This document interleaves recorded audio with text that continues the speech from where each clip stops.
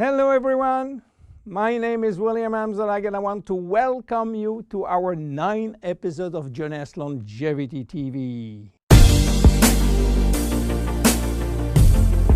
Jeunesse, we are redefining youth.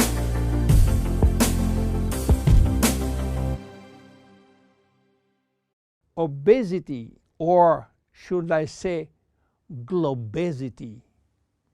Today, obesity is a worldwide epidemic disease.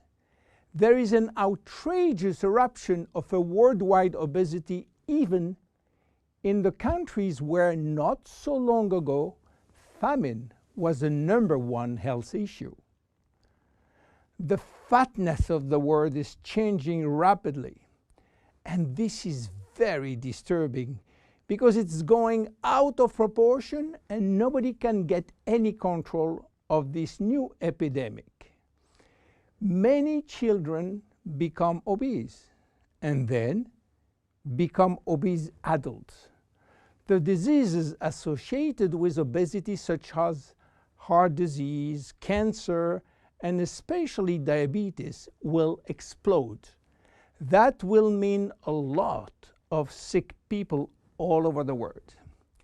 The cost in terms of death, diseases, and money spending is just astronomical. Think about today. There is in the world about 3 billion people overweight and 800 million real obese. The cost of obesity in the United States is about 150 billion per year, which is 10% of the total US medical cost. So what is the difference between overweight and obese? Overweight means that you gain only few kilos above standard, from 1 to 15 kilos for adults. Above this threshold, you're considered as obese.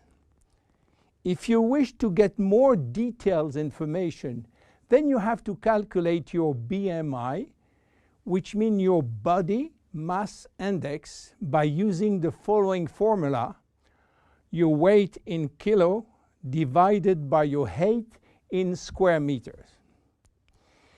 If your BMI shows score under 18.5 per square meter, it means that you need to gain weight. You are underweight.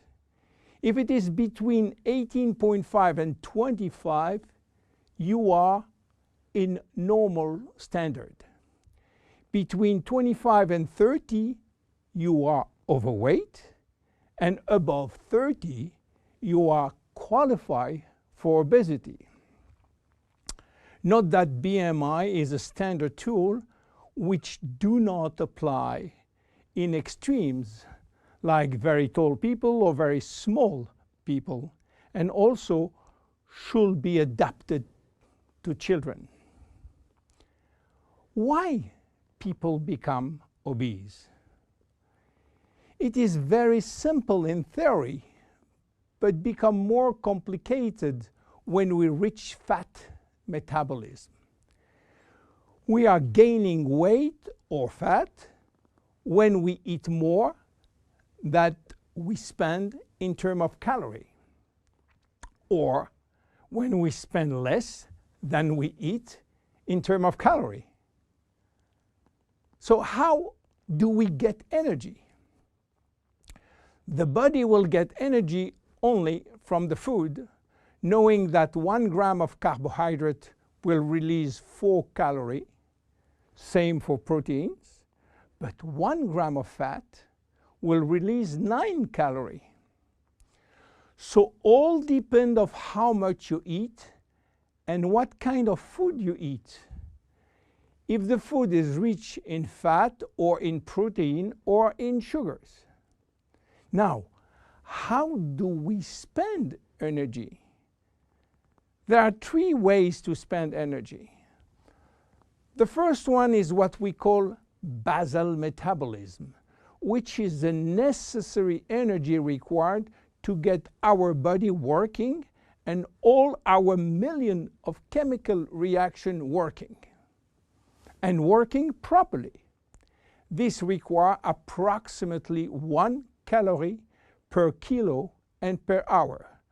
So if you weigh 60 kilo, you will spend in 24 hours 60 multiplied by 24 equal 1,440 calories per day.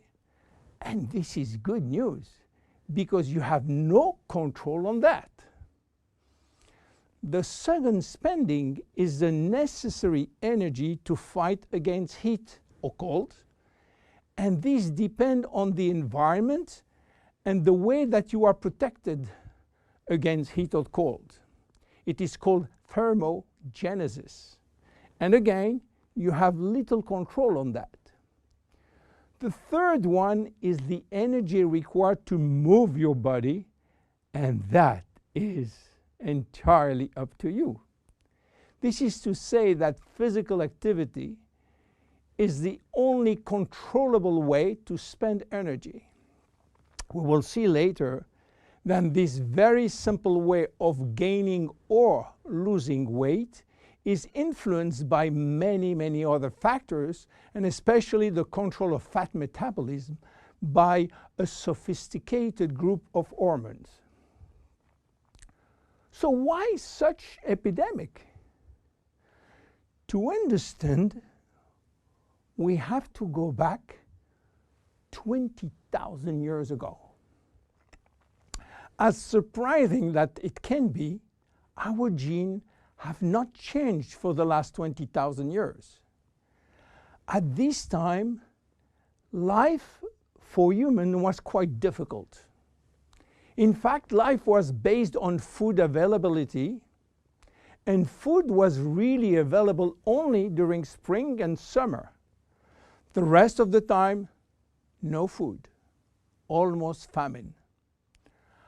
Our genes has to adapt and to work in accordance with this alternance of abundance and famine, and they create a kind of energy storage. The fat cell was born. This cell has the capacity to storage all kind of energy derived from fat, from carbohydrates, and even proteins.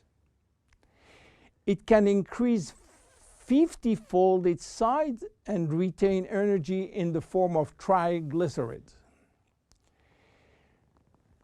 Because of uncertainty of food availability, our genes were oriented toward the saving mode, which means that every time we eat, all the energy coming from the food was oriented in the storage facility.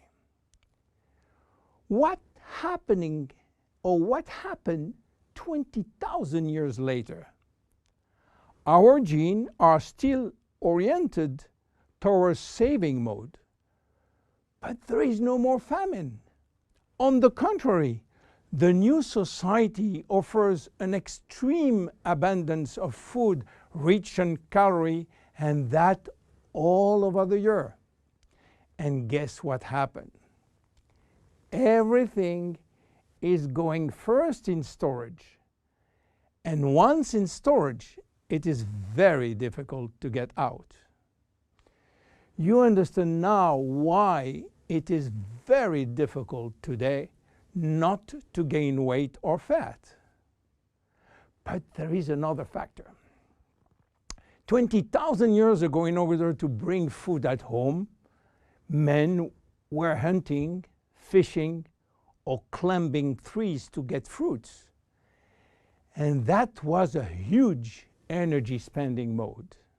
Today, with the new technology created for lifting heavy items or escalator or elevator, we reduce drastically our energy spending. You understand now why it is so easy to gain weight or fat. What are the consequences of obesity in terms of health and longevity? To make a long story short, it is a disaster. Being and staying obese will lead to a long list of chronic diseases, including cardiovascular disease, diabetes, cancer, metabolic syndrome, and consequently a drastic shortening of life. That will not account for the uncomfortable physical, emotional, and mental consequences of being heavy for ourselves and for our relationship. In terms of aging, obesity is shortening telomeres, increasing DNA damage, and reducing stem cell pool. So what to do for reducing obesity? Obviously, it is quite difficult considering the worldwide effort of the medical community with so small results.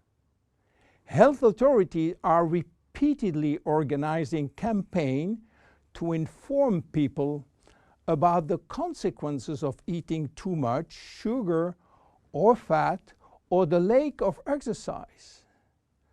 But the food industry until now do not help and still putting on the market food rich in bad sugar and bad fat.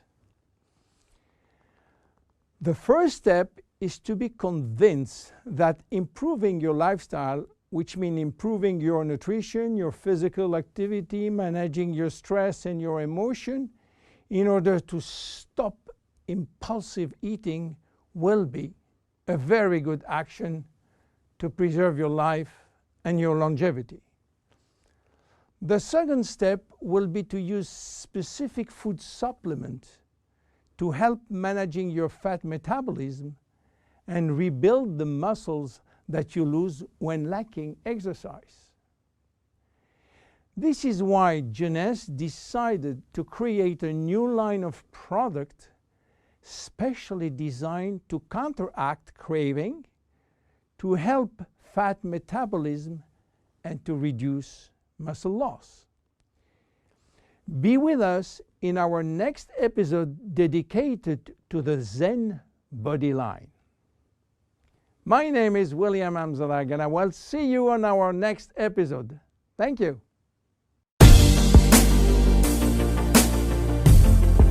Jeunesse. We are redefining youth.